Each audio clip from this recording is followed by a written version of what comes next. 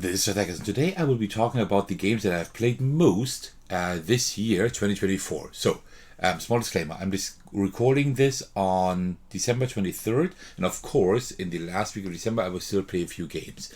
But, like, the most played games will not change too much, I think. But I will not be able to record another video this year, so this is why I'm doing it like this. This is actually the last video I'm recording for this year. But no worries, you will get your 3 weekly videos as usual. Alright, so grab yourself a cup of tea and let's go.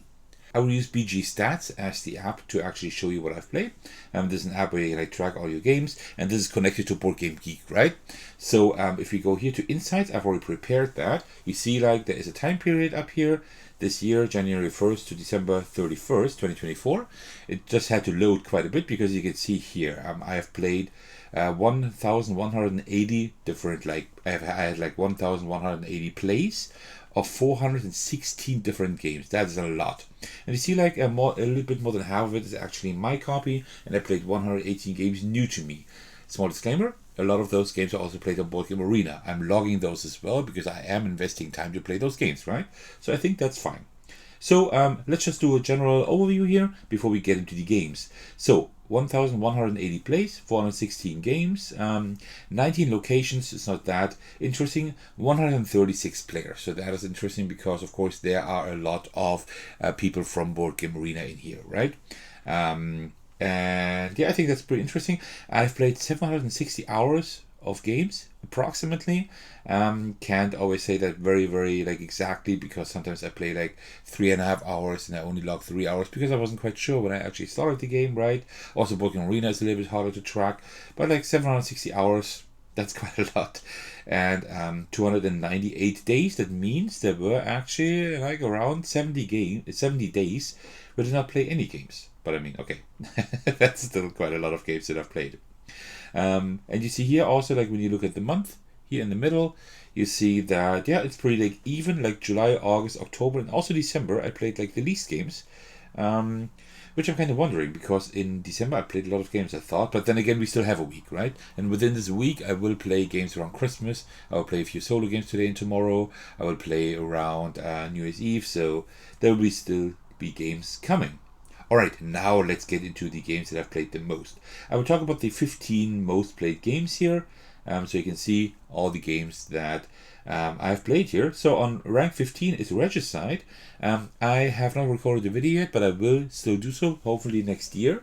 A very cool game that I don't play solo as much. I pretty much often play, on Board Game Arena, the 2-player mode, because that one works very well. Also, very cool game that you can play solo with up to 4 players. You can also play this with a regular deck of playing cards. So pretty nice, actually. Then we have Triqueta, a game that is similar to Colorado, if you know that. So where you have to collect exactly 3 of each animal in order to maximize your points. If you get more, you get negative points. If you get less, you can just get fewer points, right? A very cool game that you can also play with your family. It's a very mean game, but a good one at that. Rank 13 is Wingspan. Of course, Wingspan is my most favorite game ever, right?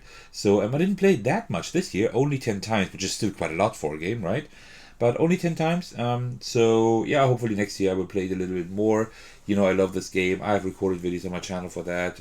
It's always on my #1 spot. Most favorite games ever. It's also very high in my top 10 in my solo games, my most favorite solo games ever. So amazing game. Next up is Dale of Merchants. I'm very happy that I got to play Dale of Merchants more this year. I don't get it to the table very often because it doesn't have a solo mode yet, but it is now on Board Game Arena, at least in a closed beta where I can test it, and that one works quite well. And this is why I've been able to play a lot more, which is really cool. Then we have Sky Team, one of my most favorite games ever this year. This is such an amazing game. You can also play it solo if you look at the solo mode that I have published on my channel. But it's regularly, it's a 2-player game, and it was awarded the Spiel des Jahres award. Rightfully so. It's a very good game. It plays in 20-30 minutes if you know how it plays, and the ongoing missions make the game more interesting, more difficult, and really challenging. But it's a really fun cooperative 2-player game. Tapestry, I did not know that I played this much this year, actually. 14 times, that is a lot. right at the bottom of the top 10, which is quite a lot. 22 hours. That is a lot of playtime. It's a game that's quite hard to get to the table, but it has an amazing table presence. It's very elegant. You don't have a whole lot of things you can do, but the decisions that you actually make, they have like a very deep impact. Really, really cool game. They have one card maze. I actually published a video on that as a preview, and now I got the physical version of that because I actually backed it after having done the preview, because it's a pretty cool thing. It's not really a game, but it's like one mazes on one card, right? And then you can just go through the maze and try to solve it. Very, very cool idea actually. Next up, rank 8 is challenges. I actually played this like almost only on Board Game Arena. I played like 2 or 3 sessions in person, and then the rest, like the other 12, 13 sessions, I played on Board Game Arena, because you can actually play the solo mode on Board Game Arena. And the solo mode is pretty solid. A game that it's like an auto battler, right? Like between each battle, you just add new cards to your deck, either 1 or 2, depending on, like, you always have like a choice between 2 options, and then you just draw cards and can add them to your deck. You can also like remove cards from your deck again, and then you just do an auto battling, right? You just draw cards and see who wins. Pretty cool idea. I don't think I would have to actually own it in person, but it's a very good game. Then we have HITSTER. HITSTER is a game that I really adore. I often play it solo, to be honest, just to kind of see like if I can like arrange the songs in the right order.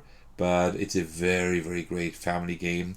You can also play cooperatively, which I mostly do, but there's the new HITSTER Bingo now. I don't know if you can get it internationally or just in Germany at the moment, but also very cool spin on the game. It's like essentially you are just listening to music via Spotify. You're listening to music and you're trying to like put the games in the right order. Very cool.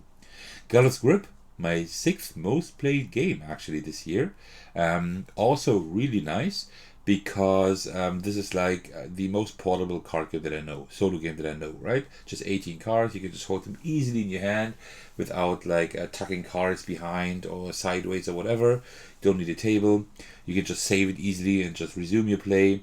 It's very, very simple regarding the rules, but it has like great depth, especially if you add in the expansions. I highly recommend you print this game and play it yourself. Then the top 5 on the rank number 5 is Spire. 30 hours. That is a lot of playtime. Wow. I played this 22 times, and well, I unlocked pretty much everything except like the ascendancies, right? But like the characters, I unlocked almost everything. I think there's still like 2 check marks or whatever missing for one of the characters. It's an amazing transition of the video game to the board game space. Really great. I just love this. Absolutely love this. Rank 4, we will skip Aeon's End for now, because Aeon's End is actually rank 1. I will tell you in a moment why. Rank 4 then is the Castles of Burgundy here. Played this 35 hours. 33 times. That's quite a lot. If you keep in mind that I have only known this game for like 3 years, and I've played it more than 200 times, I actually didn't play it as much this year, but I mean 33 times is still like absolutely nuts, right? Like one of my favorite games ever is like on rank 3 in both lists, solo and general board games. I absolutely love this game. It's so elegant. It's just a timeless classic, and I think I will never get sick of the game. Rank 2, we have Star Realms. Yeah, a game that I always play a lot. I actually played it like the first half of the year. I played it a lot, and the second half I hardly played it anymore. So I really need to get back to playing it next year a little bit more. Then on rank 2, did I say rank 2? There was rank 3, Star Realms, and rank 2 is the Pokemon trading card game. I played this a lot this year. I've played this all my life pretty much, right? The past years I've played it way less, because I don't really have the people to play this with, but now that the app came out, and you can play it like online now, I played lots more. As you can see, 43 times, which is amazing. Really, really cool. I really, really like this game. I mean, I'm a huge Pokemon fan, you might know that. So, yeah. And rank 1 is Aeon's End. Yes, it's rank 4 here because I'm logging most of my games in the Outcasts, like at the Outcast game, although I'm like mixing everything together. But that's not quite true. If we go, this is like 25 plays, but if you go down here, we see Aeon's End Legacy another 8 times, right? So we have 33. Then we have Aeon's End Legacy and Past and Future 7 times each, right? So we are now at 47 already, I think. And then there should also be Aeon's End The Descent another 4 times. So I don't know. is it like 48 now? I'm not quite sure, but it's like around 50. Around 50 times that I played Aeon's End, right? So Aeon's End is my number one, and it makes sense. It's one of my most favorite games ever. It's my most favorite solo game, and that I played like 40-50 times this year. Definitely makes sense. I played physically solo. I played physically at a 2-player account. I played solo on Android. I played solo on the PC. I played like Aeon's End like all the time, right? So there's often like a month or two where I don't play Aeon's End at all. And then there's 1 or 2 months where I play it like 10 times, right? And this is like how I get these high numbers, because then I played a lot, and then I take a little break again, but I just absolutely love Aeon's End. So this is why it's my number one. Yes, these are my 15 most played games of this year. So let me know in the comments, which games did you play the most this year? I would love to hear that. Well, thank you so much for watching my short video at the end of the year for my most played games of 2023. I would like to thank you all for your support, especially I want to give a shout out to my generous patrons, and the biggest thanks go out to Thagoner, who supported me at the highest tier. Thank you so much for that. I really appreciate that. You can support me by watching, liking, and commenting on my videos, subscribing to my channel, supporting me on Patreon, and joining my Discord server to hang out with me and my amazing community. Alright, thank you so much for watching. I will see you in the very next video. Take care, everyone. Stay safe, and cheers. And a Happy New Year.